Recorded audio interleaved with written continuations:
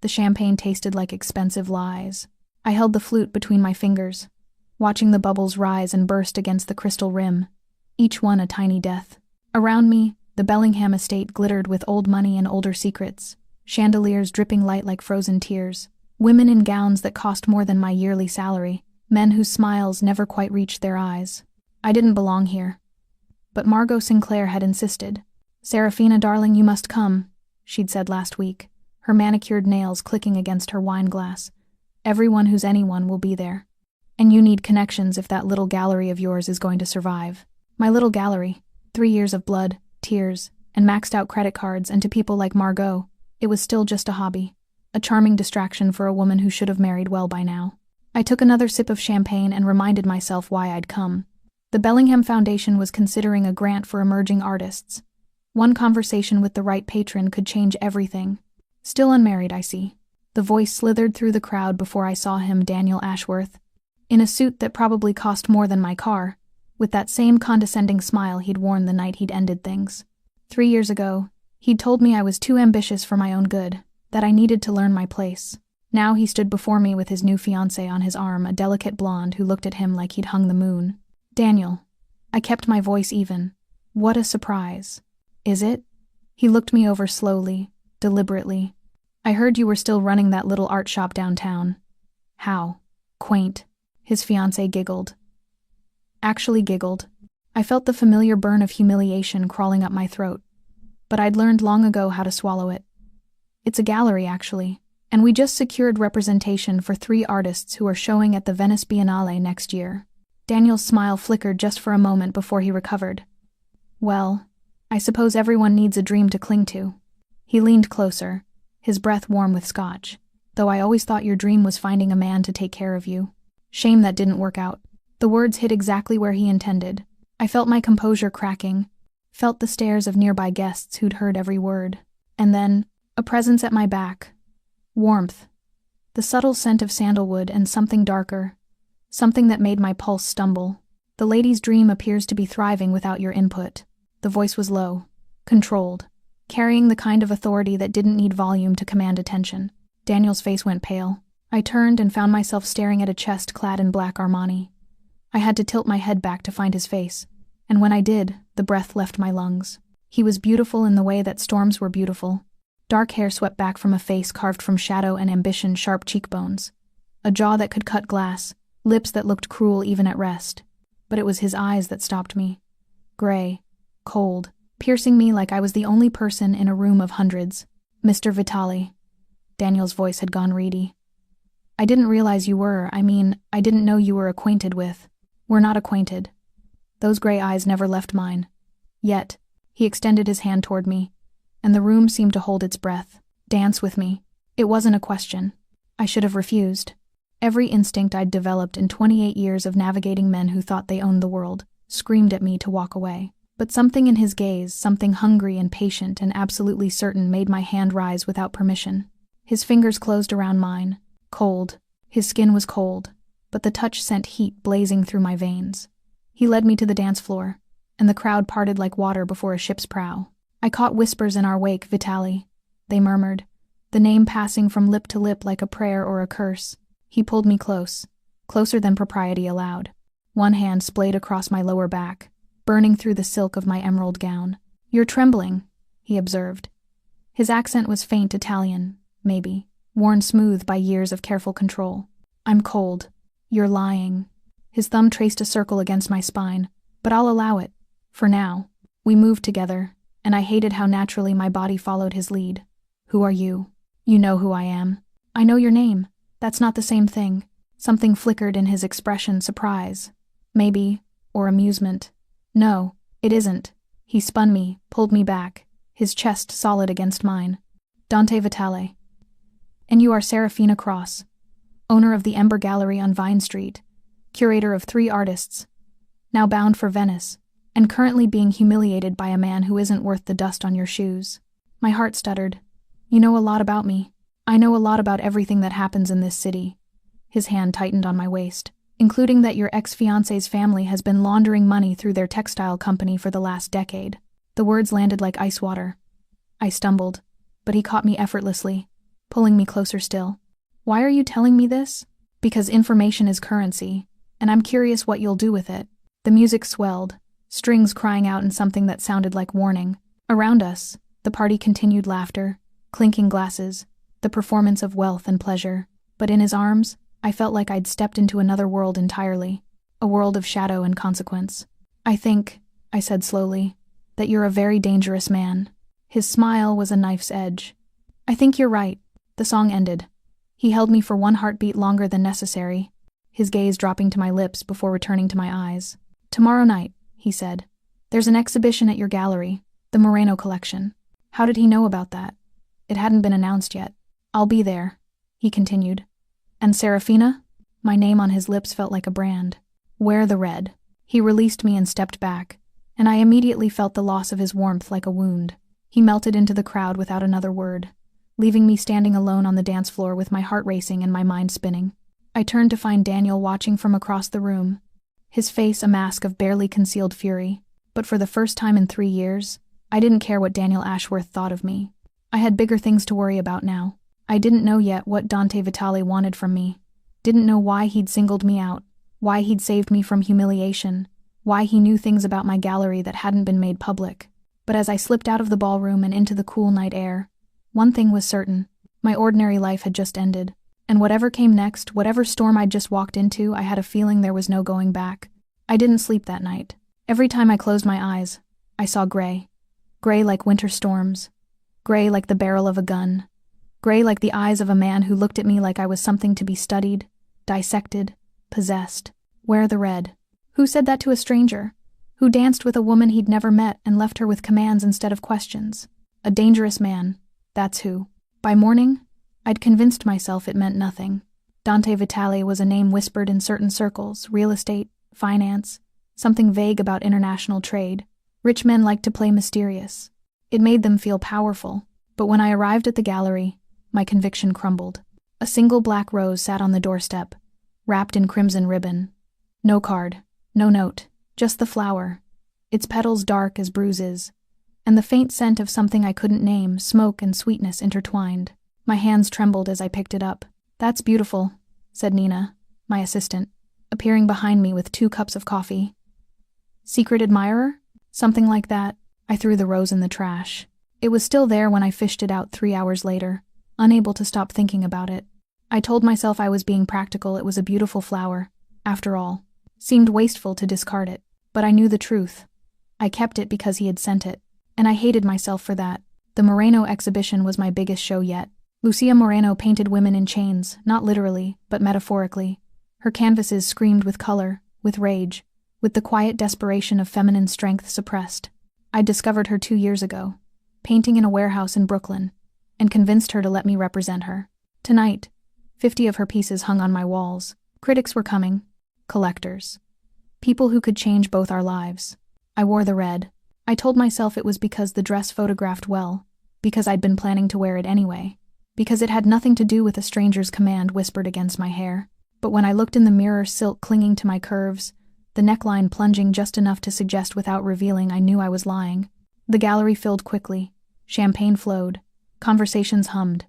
Lucia stood in the corner, uncomfortable with attention but glowing with pride as her work was praised. I was discussing a potential acquisition with a collector from Geneva when the air changed. I didn't see him enter, didn't hear his footsteps, but I felt him a shift in the room's gravity, a sudden awareness that made my skin prickle. I turned. Dante Vitale stood before Lucia's largest painting, a woman drowning in roses, thorns wrapped around her throat, her eyes open and defiant even as the petals swallowed her whole. He was dressed in black again, immaculate. His hands were clasped behind his back, and he studied the canvas with the intensity of a man reading a confession. I excused myself from the Geneva collector and crossed the gallery on legs that felt foreign. You came. He didn't look at me. I told you I would. Most people say things they don't mean at parties. I'm not most people. Now he turned and his gaze traveled down my body slowly, deliberately. Heat bloomed wherever his eyes touched. Red suits you. I didn't wear it for you. Of course not. His smile was knowing, infuriating. Tell me about this artist. I should have walked away. Should have found another collector. Another conversation. Anything to put distance between us. Instead, I stepped closer. Lucia Moreno. Self-taught. She spent 10 years in a marriage that nearly destroyed her. Now she paints her survival. Survival. He tasted the word. You admire that. Doesn't everyone? No. His voice dropped. Some people prefer submission. It's easier. And you? What do you prefer? The question hung between us, charged and dangerous. His eyes met mine, and for a moment, the mask slipped. I saw something raw beneath the polished hunger. Yes, but also something lonelier. I prefer strength, he said softly. Even when it defies me. My breath caught. He stepped closer.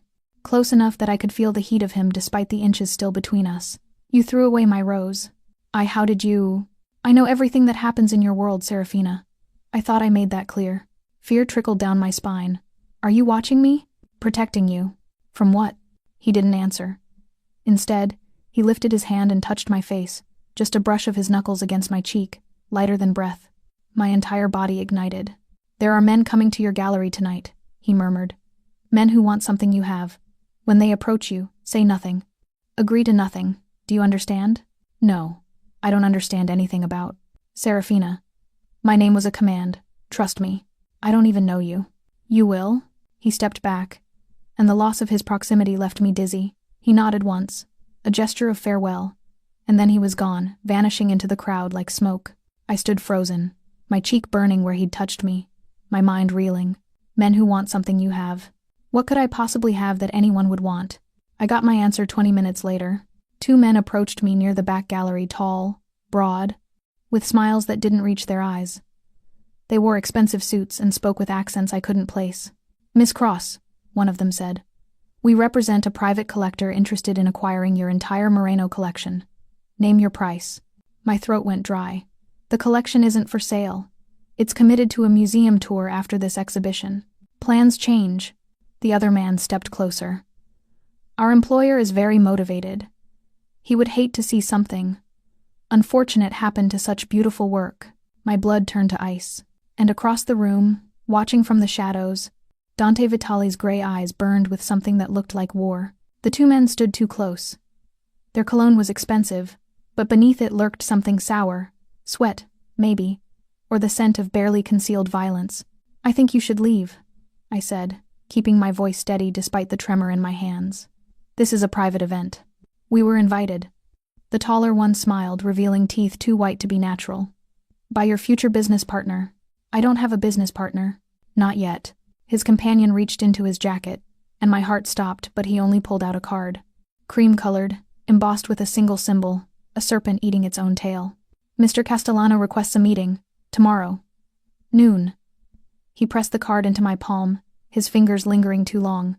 He doesn't like to be kept waiting. I opened my mouth to refuse, to tell them I didn't meet with strangers who threatened my artists.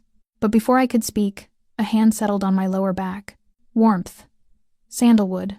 Power. Gentlemen. Dante's voice was silk wrapped around steel. I believe the lady asked you to leave. The temperature in the room dropped 10 degrees. The 2 men exchanged glances. Something passed between them, recognition, calculation, fear. Mr. Vitali. The taller one inclined his head. We didn't realize Miss Cross was under your protection. Now you do. A beat of silence. Then both men stepped back, their predatory smiles frozen into something more careful. Our employer will be in touch, the shorter one said. But his eyes were on Dante now, not me. This isn't over. It is if I say it is. They left without another word, slipping through the crowd like oil through water. I watched them go, my heart hammering against my ribs. The moment they disappeared, I turned on Dante. What the hell was that? Who is Castellano? And what do you mean, protection? He guided me toward the back office with a firm hand, nodding politely at guests as we passed. To anyone watching, we looked like colleagues having a private conversation. Only I could feel the tension vibrating through his body. Once we were alone, he released me and closed the door. Sit down. Don't tell me what to do. Something flickered in his eyes. Amusement, maybe, or appreciation. Please, sit down. I sat. Not because he asked, but because my legs were shaking too badly to stand. Dante remained standing, his back to the door, his presence filling the small office like smoke. Victor Castellano runs the Castellano family. They control most of the drug trade on the eastern seaboard, along with various legitimate businesses. And he wants my gallery? He wants what's hidden inside your gallery. My blood went cold. What are you talking about? Dante moved closer, crouching before me until we were eye to eye. This close, I could see the faint scar that ran along his jawline, the shadows beneath his eyes that spoke of sleepless nights. Your building, he said quietly, was owned by a man named Marcus Webb before you purchased it. Webb was a money launderer for the Castellano family. Before he died suddenly and violently, he hid something in these walls.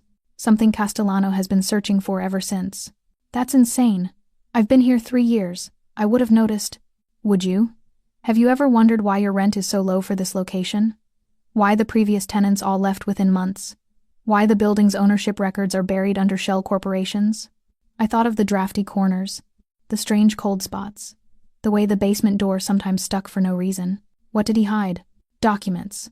Proof of transactions that could bring down half the city's power structure, including several judges, 2 congressmen, and the police commissioner. My head spun. And you think those documents are here? In my gallery? I know they are. How? He didn't answer immediately. Instead, he reached into his pocket and pulled out a photograph. Old, creased, showing 2 men standing before a building I recognized. My building. Marcus Webb, Dante said, pointing to the man on the left. And my father. I stared at him. Your father was involved with... My father was murdered by Victor Castellano 20 years ago. Webb was supposed to testify against him. He never got the chance. Dante's voice was flat, controlled, but I heard the grief buried beneath.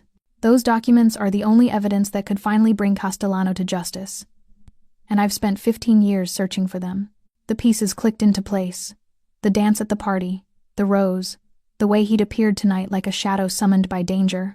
You've been watching me because of the building, not because of me. At first, his gray eyes held mine, but that changed. When you threw away my rose, and then kept it anyway. His voice dropped, softening into something almost vulnerable. When you wore the red despite hating that I told you to, when you stood up to Castellano's men instead of cowering. My heart was racing for an entirely different reason now. You're using me, I whispered. Yes. He didn't flinch from the accusation. But I'm also protecting you. Castellano won't stop. He'll threaten your artists, your business, your life. The only way out is to find those documents before he does. And what happens to me when you have what you want? He reached out, his fingers brushing a strand of hair from my face. The touch was gentle, at odds with everything else about him. That depends. On what? On whether you trust me enough to find out. I should have said no. Should have called the police, a lawyer, anyone but this dangerous stranger who'd upended my entire world in 48 hours. But I thought of Lucia's paintings on my walls. Thought of Nina, who had a daughter to feed. Thought of 3 years of building something beautiful in a world that wanted to crush it. Fine, I said. But I have conditions. For the first time since I'd met him, Dante Vitali smiled, really smiled. And God help me, it was devastating. I wouldn't expect anything less. We started in the basement. The stairs groaned beneath our feet, protesting decades of neglect. I'd been down here maybe twice since purchasing the building, once to check the water heater, once to store holiday decorations I never used. The space felt forgotten, thick with dust and the musty breath of secrets. Dante moved differently here. Gone was the polished gentleman from the party, the controlled businessman from upstairs. He prowled through the darkness like a predator returning to familiar hunting grounds, his flashlight cutting through shadows with surgical precision. Your father, I said, breaking the silence. What was he like? The beam of light paused on a crack in the concrete wall. Why do you ask? Because I'm standing in a basement at midnight with a man I barely know, searching for evidence that could get us both killed. I'd like to understand why. He was quiet for so long I thought he wouldn't answer. Then, softly. He was gentle. People don't expect that the son of immigrants, building an empire from nothing. They assume he must have been ruthless. But he read poetry to my mother every night, taught me to play chess, believed that power meant nothing without honor. And Castellano killed him for that? Castellano killed him because my father refused to launder his money, because he chose integrity over survival. Dante's voice hardened. I was 13. I found his body in our living room. 3 bullets. 1 for betrayal, 1 for defiance, 1 for mercy, they said, though there was nothing merciful about it. My throat tightened. Dante, don't. The word was sharp, final. I didn't tell you for sympathy. I told you so you understand what we're dealing with. Castellano doesn't negotiate, doesn't forgive. If he wants something, he takes it. and he destroys anyone who stands in his way. Then why haven't you killed him? The question hung between us, raw and honest. Dante turned, and in the dim light, his face was carved from shadow and old grief. Because death is too quick. I want him to lose everything first. His empire, his reputation, his freedom. His eyes glittered. I want him to rot in a cell, knowing that the son of the man he murdered brought him down. I shivered. Not from fear, though. Perhaps I should have been afraid. No, I shivered because I understood. Because I recognized the shape of that hunger. That patient, burning need for justice that kept you alive when everything else had failed. The wall, I said. You were looking at the wall. He blinked, the intensity in his expression softening into something almost surprised. Then he turned back to the crack he'd been examining. Webb was paranoid. Brilliant, but paranoid. He wouldn't have hidden the documents anywhere obvious. Dante ran his fingers along the concrete, pressing, searching, but he was also sentimental. He left clues for people he trusted. Breadcrumbs that only they would recognize. What kind of breadcrumbs? Symbols, references, inside jokes. His hand stopped. There, do you see it? I stepped closer, following his flashlight beam. At first, I saw nothing, just cracks and water stains, and the general decay of a century-old building. But then the shadows shifted, and I caught it. A small etching in the concrete, a serpent eating its own tail, the same symbol on Castellano's card. Webb marked it, I breathed. But why would he use their symbol? Because he was mocking them, hiding their destruction right under their nose. Dante pulled a knife from his pocket, where had that come from, and began working at the concrete around the symbol. Help me. We need to. A sound from above. Footsteps. We both froze. The gallery had been empty when we'd locked up. I'd checked every room, every closet, every shadow. No one should have been able to get in. But someone was walking across the floor above our heads. Dante killed his flashlight. In the sudden darkness, his hand found mine, warm now, steady, certain. Is there another exit? His voice was barely a breath. There's a cellar door, leads to the alley. Show me. We moved blind through the basement, my free hand trailing along the wall, memory guiding me more than sight. The footsteps above grew louder, more purposeful. Whoever was up there wasn't trying to hide. They wanted us to know we'd been found. The cellar door was rusted, stuck from years of disuse. Dante released my hand and threw his shoulder against it once, twice. On the third try, it burst open with a groan of protesting metal. Cold air rushed in. Rain. The alley was dark and slick, garbage bins looming like sentinels. We ran. I don't know how long we moved through the maze of back streets. Dante's hand locked around my wrist, pulling me through shadows and around corners until my lungs burned and my legs screamed for mercy. Finally, he stopped, pressing us both into a doorway beneath a fire escape. We stood chest to chest, breathing hard. Rain plastered my hair to my face, ran down my neck, soaked through my silk blouse. I was shaking from cold, from fear, from the adrenaline still coursing through my veins. Are you all right? Dante's hands cupped my face, tilting it toward what little light the street offered. His eyes searched mine with an intensity that made my heart stutter. I'm fine. Who was that? How did they find us? I don't know. His jaw tightened. But I'm going to find out. The documents. We didn't. We'll go back. When it's safe. His thumb brushed my cheekbone. Wiping away rain or tears, I wasn't sure which anymore. I won't let them hurt you, Serafina. Whatever it takes. Why? The question broke from me before I could stop it. Why do you care what happens to me? He stared at me for a long moment, something warring behind his eyes. Then he leaned closer, his forehead nearly touching mine, his breath warm against my lips. Because you're the first person in 15 years who's made me want something other than revenge. My heart stopped, and then his phone buzzed, shattering the moment. He pulled back, checked the screen, and his expression went cold. What is it? Castellano. His voice was ice. He's taken Nina. Nina. Sweet, hard-working Nina who brought me coffee every morning and talked about her daughter's ballet recitals and dreamed of saving enough money to take her family to Disneyland. Nina, who had nothing to do with hidden documents or mafia wars or the demons that haunted Dante Vitale's past. Where is she? My voice sounded foreign to my own ears, hollow, desperate. Dante, where did they take her? He was already moving, phone pressed to his ear, speaking in rapid Italian that I couldn't follow. The rain continued to fall, cold and indifferent, as my world collapsed around me. This was my fault. I'd agreed to help him. I'd let him into my gallery, into my life, and now an innocent woman was paying the price. Dante ended his call and turned to me. My men are tracking her location. Castellano wants to meet. Then let's go. No. His hand closed around my arm. You're not coming. The hell I'm not. I wrenched free, rage burning through the fear. She's my employee, my friend. She has a 5-year-old daughter who's waiting for her to come home, and she's in danger because of me. I'm coming. Serafina, don't. I stepped closer, close enough to see the conflict raging in his gray eyes. You said you wanted someone strong, someone who defied you. Well, here I am, defying you. Either take me with you or I'll find her myself. For a moment, I thought he would refuse. His jaw tightened, his hands clenched at his sides, every line of his body screaming with the need to control, to protect, to command. Then something shifted, softened. You're going to be the death of me, he murmured. Probably. Now let's go. The address led us to a warehouse on the waterfront because of course it did. Castellano had a flair for the dramatic, apparently. 3 black SUVs were already waiting when we arrived. Men in dark suits emerged, surrounding our vehicle with practiced efficiency. Dante's driver, a silent mountain named Marco, kept his hands visible on the steering wheel. Stay behind me, Dante said as we stepped out. Don't speak unless spoken to, and whatever happens, don't show fear. Castellano feeds on it. I'm not afraid. Liar. But he almost smiled when he said it. The warehouse interior was cavernous, lit by industrial lights that cast harsh shadows across concrete floors. Our footsteps echoed as we walked, surrounded by Castellano's men, toward a makeshift office at the far end. And there he was.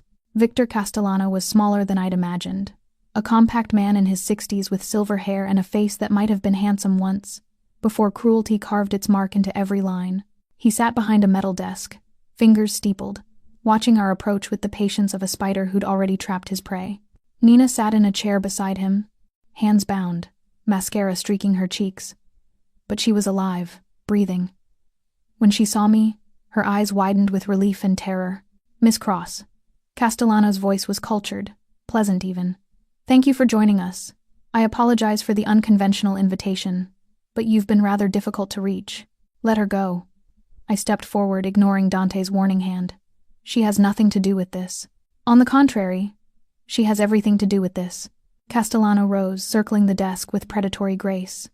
You see, I've learned something interesting about you, Miss Cross. You have a remarkable capacity for loyalty, for sacrifice.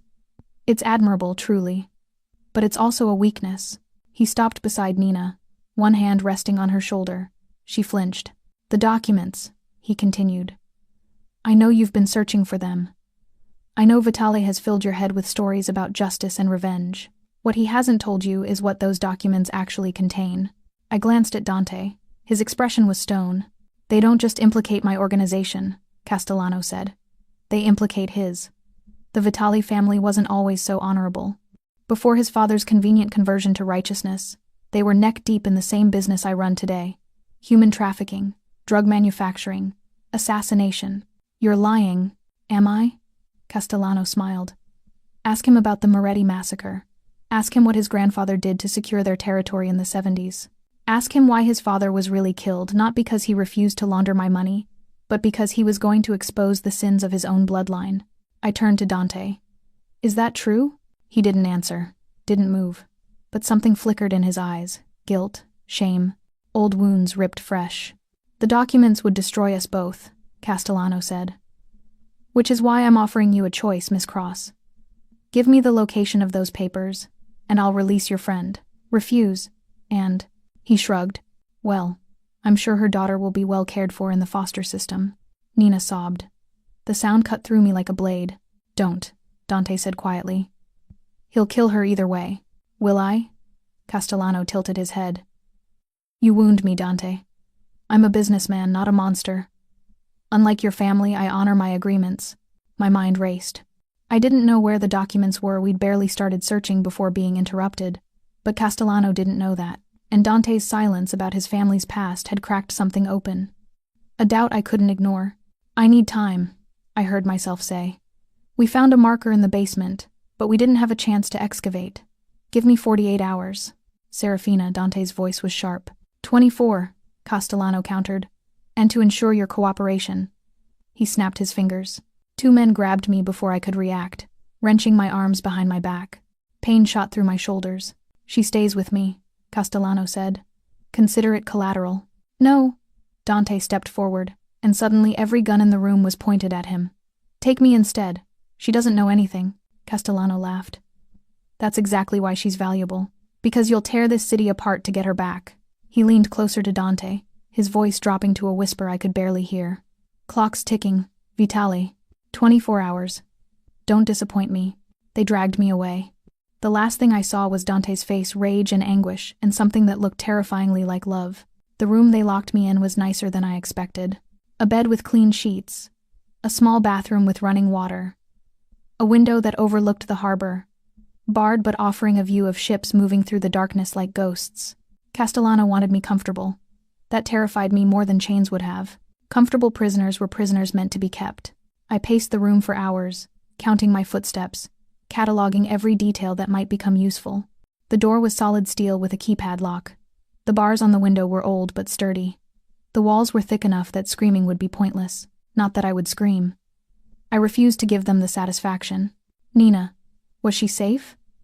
Had they released her as promised, or was that another lie? I thought of her daughter Lily, 5 years old, obsessed with pink tutus and chocolate ice cream, waiting for a mother who might never come home. And Dante. His silence when Castellano had spoken about his family haunted me. I'd seen guilt in his eyes. Shame. The look of a man confronted with sins he'd spent his whole life trying to outrun. Was everything he'd told me a lie? His father's murder, his quest for justice, had it all been manipulation? A pretty story to gain my trust? But even as doubt clawed at me, I remembered other things. The way he'd touched my face in the rain, the crack in his voice when he'd spoken about finding his father's body, the devastating honesty in his words. You're the first person in 15 years who's made me want something other than revenge. A man could lie with his mouth. But eyes like his eyes that held oceans of grief and longing, those couldn't be faked. The door beeped. I spun, heart hammering, as Victor Castellano entered. He'd changed into a cashmere sweater and slacks, looking more like a retired professor than a crime lord. A guard remained outside as the door clicked shut behind him. I trust the accommodations are acceptable. He moved to the window, gazing out at the harbor with proprietary satisfaction. Where's Nina? Released, as promised. She's home with her daughter by now, no doubt thanking whatever god she prays to. He turned to face me. I'm not unreasonable, Miss Cross. I don't hurt people unnecessarily. It's bad for business. You kidnapped me. I borrowed you. There's a difference. He settled into the room's single chair, crossing his legs with casual elegance. Sit, please. I'd like to tell you a story. I remained standing. I'd rather not. It concerns Dante Vitale. I thought that might interest you. Against my better judgment, I sat on the edge of the bed. Castellano smiled. 30 years ago, this city was divided between 3 families. Mine, the Vitales, and the Morettis. We existed in careful balance. Not friends, certainly, but not enemies either. Then Antonio Vitale decided he wanted more. Dante's grandfather. A ruthless man. Brilliant, but utterly without conscience. Castellano's eyes grew distant. The Moretti massacre wasn't a battle. It was an extermination. 47 people slaughtered in a single night. Men, women, children. Antonio wanted their territory, and he took it the only way he knew how. My stomach turned. That was his grandfather, not Dante. Blood carries weight in our world, Miss Cross. The sins of fathers pass to sons, whether we want them to or not. He leaned forward. Dante's father, Giovanni, tried to break the cycle. He genuinely wanted to leave the life, to build something clean. I respected that, even admired it. But he made a fatal mistake. What mistake? He started gathering evidence. Not just against me, against his own family. Against the legacy his father had built. He was going to expose everything, bring down the entire structure, regardless of who got hurt. That's why you killed him. No. Castellano's voice sharpened. I didn't kill Giovanni Vitale. The words hung in the air, impossible and heavy. You're lying. I'm many things, Miss Cross, but rarely a liar. There's no profit in it. He rose, moving toward me with deliberate slowness. I wanted Giovanni stopped, yes, but dead? A dead man can't be controlled. A dead man becomes a martyr. I wanted him silenced, not sanctified. Then who? Think about it. Who benefited most from Giovanni's death? Who inherited his empire, his contacts, his reputation for honorable vengeance? The implication crashed over me like ice water. No. You're trying to manipulate me. I'm trying to open your eyes. Castellano crouched before me, his face level with mine. Dante Vitale isn't the noble avenger he pretends to be. He's been playing this game far longer than you know, and you're just another piece on his board. I don't believe you. You don't want to believe me. There's a difference. He straightened, adjusting his sweater with practiced ease. But consider this. If Dante truly wanted those documents, why hasn't he found them in 15 years? He's had access to resources, to information, to people who could have searched every inch of that building. Why wait until now? Why involve you? I had no answer. The questions sank into me like hooks, dragging doubt through my certainty. Sleep on it, Castellano said, moving toward the door. In the morning, we'll talk about what happens next. I think you'll find I can be a much better ally than enemy. He paused at the threshold, looking back with something that might have been genuine sympathy. Dante Vitale has spent his whole life chasing ghosts. Miss Cross, don't let him turn you into one. The door closed. The lock beeped. I sat in the darkness, my mind a battlefield of conflicting truths. Castellano was a monster, I knew that. Manipulating me served his purposes perfectly, but the doubt had been planted. And some doubts, once rooted, couldn't be extracted. Who was Dante Vitale, really? And if Castellano hadn't killed his father, who had? A soft tap at the window made me jump. I turned, heart seizing. Dante crouched on the narrow ledge outside, rain streaming down his face, his gray eyes burning through the bars. He'd come for me. For a moment, I couldn't move. He was impossible, crouched on a ledge 4 stories above the harbor, rain lashing his face, gripping the bars like he could tear them apart with his bare hands. His eyes found mine through the darkness, and the intensity in them stole my breath. Stand back, he mouthed. I stumbled away from the window, just as he produced something from his jacket, a small device that sparked blue when he pressed it against the bars. The metal groaned, then glowed orange at the contact points. Within seconds, 2 bars clattered inward, leaving a gap just wide enough for a body to squeeze through. Dante was inside before I could process what had happened, landing silently on the floor, already reaching for me. Are you hurt? His hands cupped my face, tilting it toward the dim light, searching for damage. Did they touch you? I'm fine, Dante. How did you? Later. We have maybe 4 minutes before the patrol passes this corridor again. He pulled me toward the window. Can you climb? I looked at the narrow ledge, the rain-slicked metal, the churning blackness of the harbor far below. Do I have a choice? Something flickered across his face. Pride, maybe, or relief. No, but I'll be right behind you. I won't let you fall. I believed him, despite everything Castellano had said, despite the doubts still coiling in my gut. I believed him. I climbed. The wind tore at my clothes, my hair, trying to rip me from the building and hurl me into the void. My fingers ached from gripping wet metal. Twice my foot slipped, and both times Dante's hand was there, steadying me, guiding me to the next foothold. We descended in terrifying silence, working our way down the fire escape that clung to the building's western face. By the time we reached the ground, my arms were trembling and my lungs burned from holding my breath. A black car waited in the shadows. Marco sat behind the wheel, engine running. Get in, Dante said, opening the back door. Quickly, I dove inside. Dante followed, slamming the door as Marco gunned the engine. We peeled away from the warehouse just as shouts erupted behind us. Castellano's men discovering my empty room.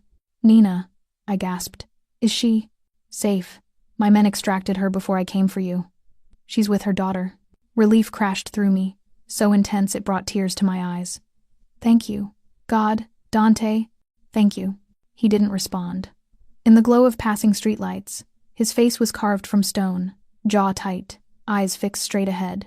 The adrenaline that had fueled our escape was fading, leaving something colder in its wake. Castellano's words echoed in my skull. Who benefited most from Giovanni's death? We need to talk, I said quietly. Not here. Dante. Not here. His voice was ice, brooking no argument. When we're safe. I wanted to push demanded answers. Demanded the truth about his family, about the father he claimed to have loved so deeply, but exhaustion weighed on me like chains, and the doubt in my heart was a wound I wasn't ready to probe, so I stayed silent, watching the city blur past, wondering if the man beside me was my salvation or my destruction. He took me to a penthouse I didn't know existed. The building was modern, all glass and steel, rising above the city like a blade. We rode the elevator in silence, Marco staying with the car, until the doors opened onto a space that took my breath away. Floor-to-ceiling windows showcased the glittering skyline, minimalist furniture in blacks and grays. Art on the walls that I recognized, pieces worth millions, collected with obvious care. And everywhere, books, shelves upon shelves of them, leather-bound and worn, the only warmth in an otherwise cold space. "Drink." Dante moved to a bar cart, pouring whiskey without waiting for my answer. "Answers first." He paused, his back to me, shoulders tight beneath his rain-soaked shirt. For a long moment, the only sound was the soft clink of glass against crystal. "Castellano told you about my grandfather." It wasn't a question. He told me about the Moretti massacre. About your father gathering evidence against his own family. I stepped closer, needing to see his face. "He told me he didn't kill Giovanni." Dante laughed, a hollow, bitter sound that held no humor. "And you believed him?" "I don't know what to believe anymore. That's why I'm asking you." He turned then, whiskey in hand, his gray eyes meeting mine with devastating honesty. "The Moretti massacre happened. My grandfather ordered it. 47 people died because he wanted power, and he didn't care who burned for his ambition." The confession landed like a blow. "My father spent his whole life trying to atone for those sins," Dante continued. "He dismantled the trafficking operations, stopped the drug manufacturing, turned our business legitimate piece by piece, even when it cost him allies, profits, power. He was a good man, Serafina, the best man I've ever known. But the documents would expose everything, not just Castellano's crimes but my family's as well. If they become public, the Vitali name will be destroyed." His voice cracked, just slightly. "I've known that from the beginning." I stared at him, understanding dawning slowly. "You're willing to sacrifice your own legacy to bring him down." "Legacy?" He drained his whiskey in one swallow. "What legacy? Built on blood and bones? I'd rather watch it burn than carry that weight another day."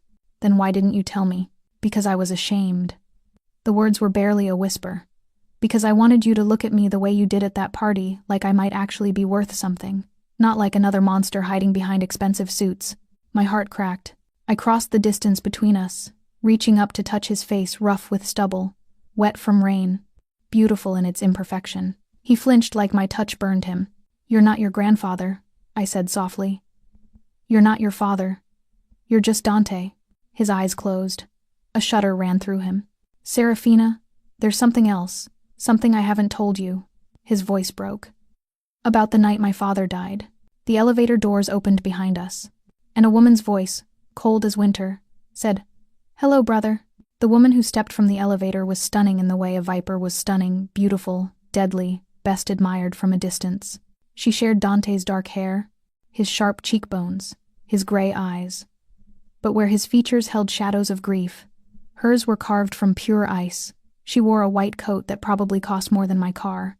Her lips painted the color of fresh blood. "Valentina." Dante's voice was carefully neutral, but I felt his body tense beside me. "I wasn't expecting you." "Clearly." Her gaze swept over me, dismissive and assessing in equal measure. "New pet? She's pretty, I suppose. If you like the helpless type. Watch yourself." "Or what?" Valentina moved into the penthouse like she owned it, trailing manicured fingers along the furniture. "You'll glare at me some more? We both know you don't have the stomach for anything else." I stepped forward, drawing her attention. "I'm Serafina Cross, and I'm nobody's pet." Something flickered in her expression, surprise, maybe, or amusement. "Oh, she has claws. How delightful." She turned back to her brother. "Does she know, Dante? About the night father died? About your little secret?" "Valentina. About how you were supposed to be home that night? How father called you 3 times, begging you to come back, and you ignored him because you were too busy getting drunk with your university friends?" The words hit Dante like bullets. I watched his face drain of color, watched years of carefully constructed walls crumble in an instant. "That's enough," I said sharply. "Is it?" Valentina's smile was a knife. "He's been filling your head with noble nonsense, hasn't he? The righteous son, avenging his beloved father. But he hasn't told you the truth that if he'd answered those calls, if he'd come home when he was supposed to, our father might still be alive." Silence. Heavy, suffocating, absolute. I looked at Dante. His hands were shaking, his jaw clenched so tight I could see the muscles straining beneath his skin. But he didn't deny it, didn't defend himself. "That's the guilt he's been carrying for 15 years? Valentina continued, circling us like a predator scenting weakness. "Not grief, guilt, because he knows deep down, in the parts of himself he tries to drown with whiskey, and vengeance that father's death was his fault. It wasn't his fault. The words left me before I could stop them. He didn't pull the trigger. He didn't hire the killers. He was a 20-year-old kid who missed some phone calls. That's not murder. That's being human. Valentina's eyes narrowed. How touching. The little mouse defends the lion. I'm not a mouse. And you're not half as terrifying as you think you are. I held her gaze, refusing to look away. Now why are you really here? Because I doubt it's for family bonding. For the first time, Valentina's composure cracked. Just a flicker, a tightening around her eyes, a slight tensing of her shoulders, but I caught it. Castellano knows about the documents, she said, the mockery draining from her voice. He knows you found the marker. He's moving up his timeline. Dante stirred, the mention of Castellano pulling him from whatever dark pit he'd fallen into. How do you know that? Because I've been watching him. Unlike you, brother, I haven't spent the last 15 years playing the noble avenger. I've been building connections, gathering intelligence, preparing for the moment when we could actually take him down instead of just posturing about it. You've been spying on Castellano? Among others. Valentina moved to the window, gazing out at the city lights. He's planning something. I don't know what exactly, but it involves your gallery. She glanced at me. And your artist friend. My blood went cold. Lucia? What does he want with Lucia? Her husband. Ex-husband, technically. Roberto Moreno. Valentina turned to face us fully. He was one of Castellano's accountants before he married your painter, handled the same money Webb was laundering. When he realized how deep the corruption went, he tried to get out. Castellano let him go, but he kept insurance. The pieces clicked together in my mind. The paintings. Lucia said her ex-husband gave her the building before they divorced. He insisted on it, even though he was keeping everything else. Because he knew what was hidden there, Dante said slowly. He was protecting her. If she owned the building, if the documents were ever found, she'd be the one with leverage, not Castellano. But she doesn't know. I felt sick. Lucia has no idea what's in those walls. She just thought Roberto was being generous for once in his miserable life. Valentina shrugged. Ignorance won't protect her. Castellano's done being patient. If he can't get the documents through you, he'll go through her. Then we have to warn her. I started toward the elevator, but Dante caught my arm. Wait, think. His grip was firm but gentle. If we warn Lucia now, she'll panic. Castellano has eyes everywhere. He'll know the moment she starts acting differently. So what? We just let her walk around with a target on her back? We get the documents first. Dante's eyes met mine, blazing with renewed purpose. We find them before Castellano does, and we use them to end this. That's how we protect her. That's how we protect everyone. And how do we do that when Castellano's men are watching the gallery? Valentina smiled, the first genuine expression I'd seen from her. That's where I come in. I have a distraction planned. Something that will keep Castellano occupied while you search. What kind of distraction? The kind that requires a certain gallery owner to attend a very public charity gala tomorrow night. Her eyes met mine. On the arm of Victor Castellano himself. My stomach dropped. Absolutely not, Dante growled. It's not your choice, brother. It's hers. Valentina turned to me, her expression softening into something almost respectful. You've already proven you can handle yourself in a lion's den. This would just be a slightly bigger den. And I'll have people watching. You won't be alone. I thought of Lucia, of Nina, of all the innocent people caught in this web of violence and secrets. I'll do it. Dante's hand tightened on my arm. Serafina, I'll do it, I repeated. But we do this my way. And you tell me everything. No more secrets. His jaw clenched. But finally, painfully, he nodded. No more secrets. I wished I could believe him. The gown Valentina sent was black as midnight, clinging to my body like a second skin before cascading into a train of silk and shadows. Diamonds dripped from my ears borrowed, she'd assured me, though I suspected borrowed meant something different in her world. I barely recognized the woman in the mirror. She looked powerful, dangerous, like someone who belonged in a room full of wolves instead of hiding from them. The illusion almost made me laugh. You don't have to do this. Dante's voice came from the doorway. He stood in a perfectly tailored tuxedo, his dark hair swept back, looking every inch the crime prince he was born to be. But his eyes betrayed him, shadowed with worry, burning with something he refused to name. Yes, I do. I turned from the mirror. We've been through this. There has to be another way. There isn't. And we both know it. I crossed to him, stopping close enough to feel the warmth radiating from his body. Valentina's people will be watching. The moment Castellano is distracted, you'll search the gallery. By midnight, this could all be over. Or you could be dead. Then at least it won't be your fault this time. The words came out harsher than I intended. I watched them land, watched him flinch like I'd struck him. I'm sorry, I whispered. I didn't mean— Yes, you did. His voice was raw. And you're right. Everything my sister said was true.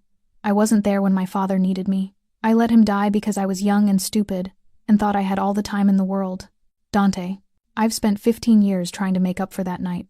15 years of hunting Castellano, building my empire, becoming the man my father wanted me to be. He stepped closer, his hand rising to cut my face. But none of it mattered. None of it meant anything. Until you, my heart stuttered. When I saw you at that party, throwing champagne in your ex's face with your eyes. A ghost of a smile crossed his lips. I thought, there's someone who understands. Someone who knows what it means to fight for something. Even when the world tells you you've already lost. I didn't throw champagne in his face. You wanted to. I could see it. His thumb traced my cheekbone, feather-light. I've watched you for months, Serafina. Not because of the documents I could have searched your building 100 times without involving you. I watched because you were the first beautiful thing I'd seen in 15 years of ugliness. My breath caught. Months? Since the Vance exhibition. You wore a green dress and argued with a critic who called your artist's work derivative. You made him cry. He deserved it. He did. Dante's forehead touched mine. I told myself I was being strategic, told myself you were just a means to an end. But when Castellano took you, when I thought I might never see you again, he broke off, his voice cracking. I can't lose you, he whispered. Not now. Not when I've just found something worth living for. I kissed him. Not gently, not carefully. I kissed him like the world was ending. Like this might be our last moment. Like 15 years of his loneliness and 3 years of my own had finally collided into something unstoppable. He responded instantly, his arms wrapping around me, pulling me against him with desperate strength. The kiss deepened, his tongue sliding against mine, his hands fisting in my hair. I felt myself melting, dissolving, becoming something new in the heat of his embrace. When we finally broke apart, we were both trembling. Come back to me, he breathed against my lips. Promise me. I promise. It was a lie. We both knew it. But some lies were necessary to survive. The gala was held at the Castellano estate, a sprawling mansion that looked like it had been transplanted from the Italian countryside, all terracotta and climbing roses and ancient stone. I arrived alone, as planned. Victor Castellano met me at the entrance, resplendent in a white dinner jacket, his smile sharp enough to cut glass. Miss Cross. He took my hand, pressing his lips to my knuckles. I must admit, I didn't expect you to accept my invitation, especially after our last conversation. I'm a businesswoman, Mr. Castellano. I know when to cut my losses. And Dante Vitale was a means to an end. I met his eyes without flinching. He wanted the documents. I wanted protection. But now that I know what those documents contain, what they do to everyone involved, I've reconsidered my position. Something shifted in Castellano's expression calculation, giving way to interest. You're smarter than I gave you credit for. Most people underestimate me. I've learned to use that. He laughed, offering his arm. Come. Let me introduce you to some people who might be useful to a woman of your ambitions. I took his arm and let him lead me into the lion's den. The next 2 hours were a masterclass in performance. I smiled at monsters, laughed at jokes that made my skin crawl, and pretended to be exactly the kind of woman who would sell out everyone she loved for power and security, all while checking my phone for Dante's signal. It came at 11:43. A single word. Found. Relief crashed through me, so intense I nearly stumbled. Something wrong?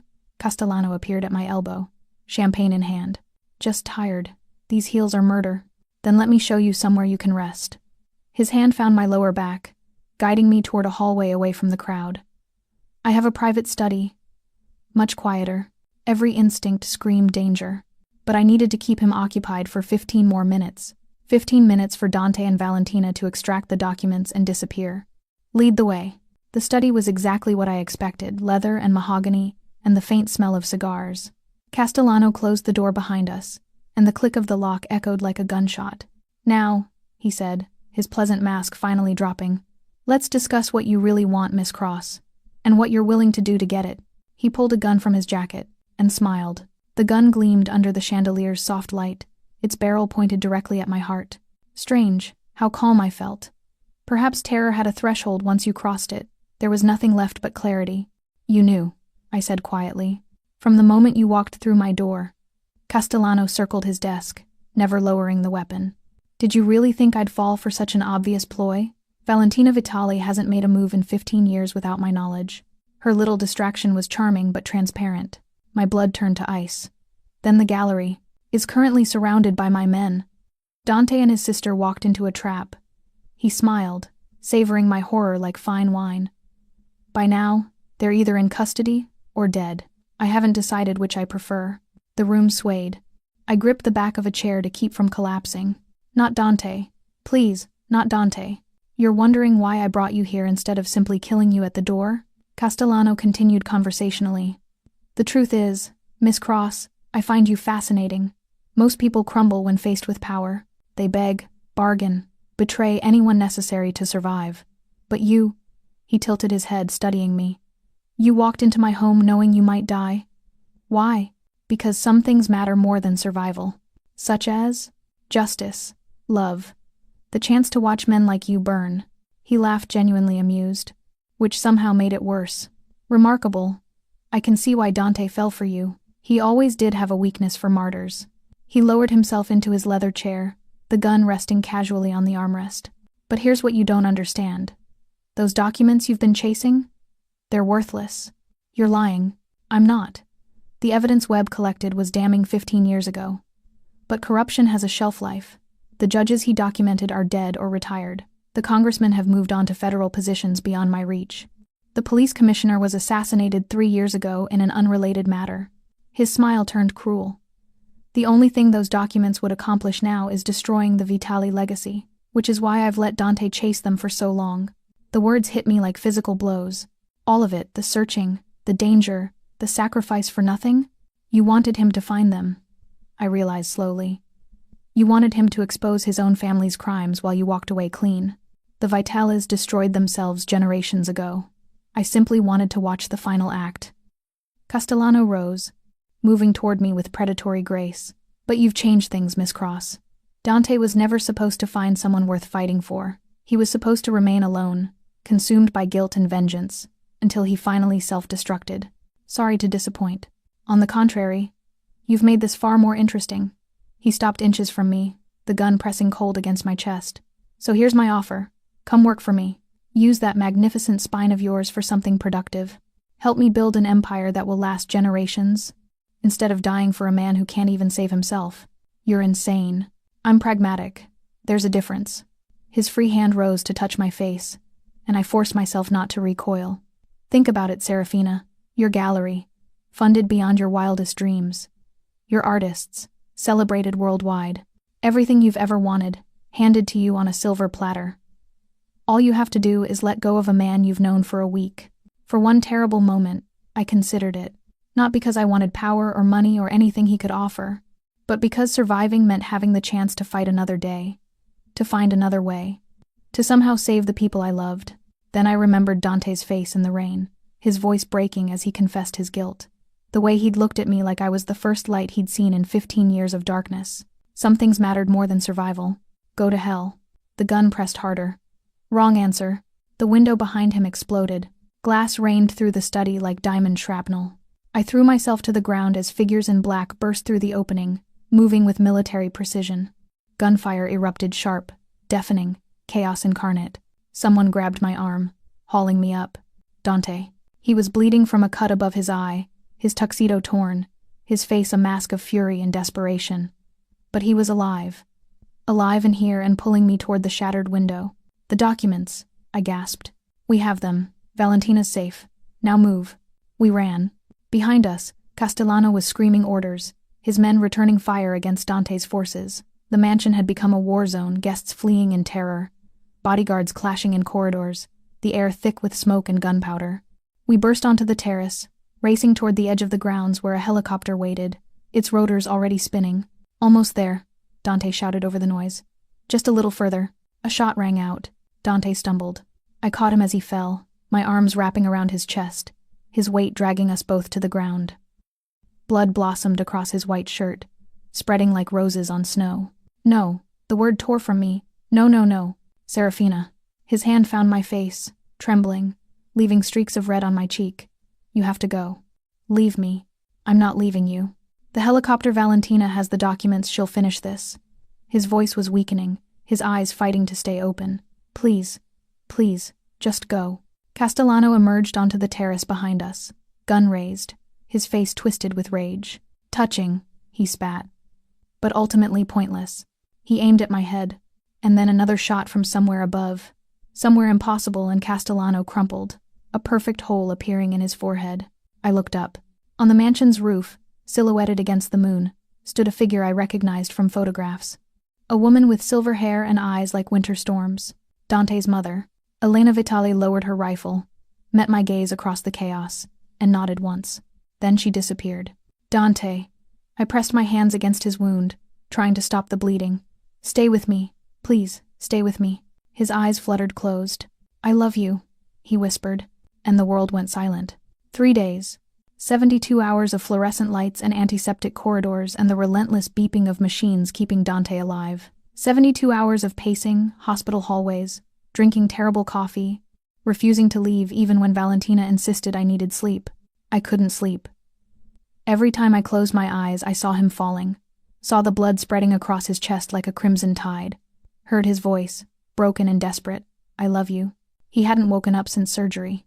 The bullet had missed his heart by millimeters, a miracle, the doctors said, though they didn't use that word. They used terms like fortunate trajectory and minimal arterial damage, clinical language for what felt like divine intervention, but he was still unconscious, still hovering somewhere between this world and whatever came next. And I was still waiting. Valentina found me in the hospital chapel on the 3rd morning, not praying, just sitting in the silence, trying to make sense of everything that had happened. The documents went public, she said, sliding into the pew beside me. Every major news outlet is running the story. 3 senators have already resigned. The FBI is launching a full investigation. And the Vitali family?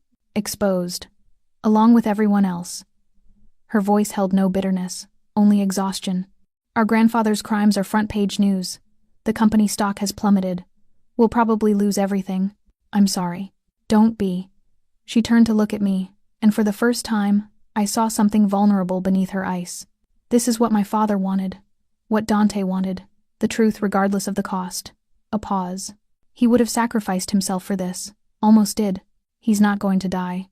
No, he's not. Valentina's hand found mine, squeezing briefly. Because he has something to live for now. Someone. I didn't have words. Just tears. Finally breaking through the numbness that had sustained me for 3 impossible days. There's someone who wants to see you, Valentina said softly. She's been waiting in the lobby since last night. Who? Our mother. Elena Vitali was smaller than I expected. On the rooftop, silhouetted against the moon with a rifle in her hands, she had seemed larger than life, a warrior goddess descended to smite her enemies. But here in the hospital lobby, in a simple black dress with her silver hair pulled back, she looked almost fragile. Almost. Her eyes were Dante's eyes, gray and storming and carrying oceans of grief. Miss Cross. Her voice was cultured, accented, weary. Thank you for agreeing to speak with me. You saved my life. It seemed only fair.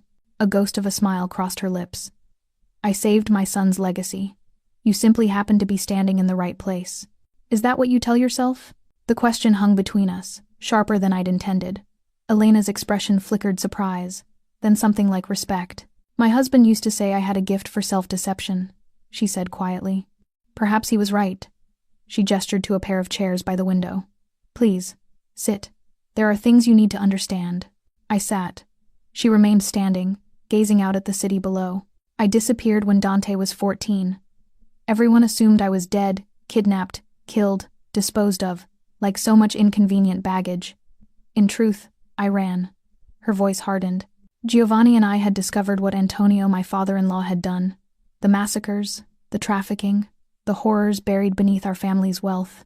Giovanni wanted to expose it all. I wanted to protect my children. So you left them?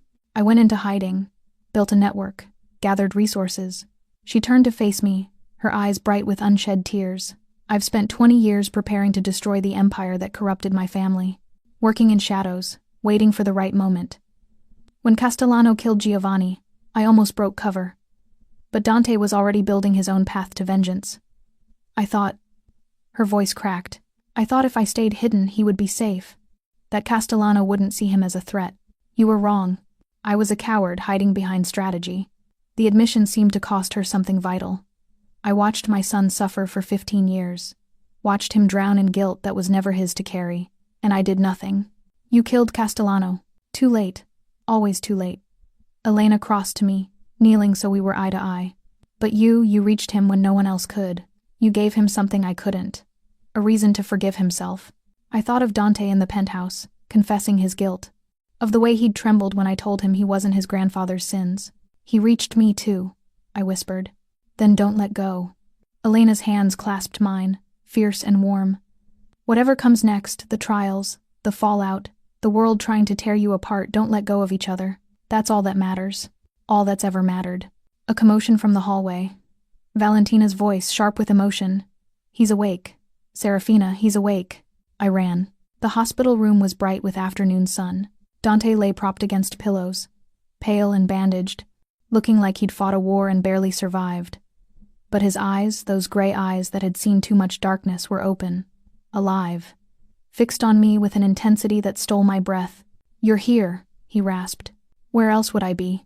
I crossed to him, taking his hand, feeling his fingers intertwine with mine. Weak, but present. Real. Castellano? He asked. Dead. Your mother sends her regards. 1,000 emotions crossed his face. Shock, grief, hope, confusion. My mother. Later. Right now you need to rest. Serafina. He tugged me closer, his free hand rising to touch my face with trembling fingers. I meant what I said. Before everything went dark, I meant it. I know. I love you. Not because you saved me, not because you stayed. Because you're the first person who made me believe I could be more than my father's ghost. Tears slipped down my cheeks. I love you too. Even though you're stubborn and secretive and ridiculously dramatic. He laughed, broken, beautiful, alive. Stay with me? I leaned down, pressing my forehead to his, breathing him in. Always. Outside, the city gleamed in the fading light. Somewhere, the world was burning with scandal and revelation. But here, in this quiet room, something new was beginning. Something built not on ashes, but on embers. And embers, given time and oxygen, could become fire.